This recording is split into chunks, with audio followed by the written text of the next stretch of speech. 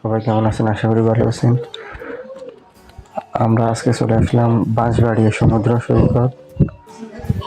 জায়গাটা খুব সুন্দর দেখতে। তো দেখেন আমরা কিভাবে কি করি, আপনারা আজকে এই ভিডিওতে দেখবেন ইনশাল্লাহ।